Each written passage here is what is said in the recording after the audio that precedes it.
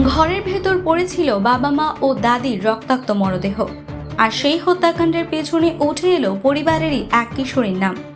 যুক্তরাষ্ট্রের নর্থ ক্যারোলিনায় একই পরিবারের 3 সদস্যকে গুলি করে হত্যার ঘটনায় 16 বছর বয়সী এক কিশোরী এবং তার 28 বছর বয়সী কথিত প্রেমিককে গ্রেপ্তার করেছে পুলিশ।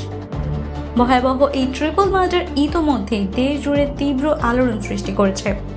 পুলিশ জানিয়েছে অভিযুক্ত কিশোরীর নাম স্টার গ্র্যান্ট। তার সঙ্গে গ্রেপ্তার হয়েছেন ডেভন ও'নিল লাভি। তাদের বিরুদ্ধে 3টি প্রথম ডিগ্রি হত্যা এবং হত্যা ষড়যন্ত্রের অভিযোগ আনা হয়েছে। তদন্তকারীদের ধারণা, প্রেমিকের পরামর্শ ও সহযোগিতাতে এই হত্যাকাণ্ড সংঘটিত হয়েছে। ঘটনাটি ঘটে নর্থ ক্যারোলিনার ফেয়ারভিউ এলাকার একটি বাড়িতে। বৃহস্পতিবার সন্ধ্যায় আত্মীয় স্বজন দীর্ঘ সময় যোগাযোগ না পেয়ে পুলিশকে খবর দেন।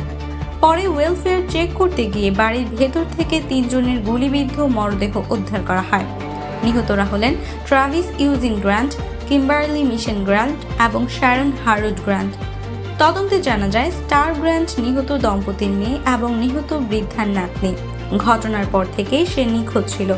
পরে নর্থ ক্যারোলিনা ও টেনেসির আইন শৃঙ্খলা বাহিনীর যৌথ অভিযানে শুক্রবার ভোরে টেনেসির গ্যাটলিনবার্গ এলাকার একটি হোটেল থেকে 2 জনকে আটক করা হয়। কর্তৃপক্ষ জানিয়েছে অপরাধীর ভয়াবহতার কারণে 16 বছর বয়সী স্টার গ্র্যান্টকে প্রাপ্তবয়স্ক হিসেবে বিচার করা হবে। যুক্তরাষ্ট্রের আইন অনুযায়ী দোষী প্রমাণিত হলে তার যাবজ্জীবন কারাদণ্ড এমনকি মৃত্যুদণ্ডও হতে পারে।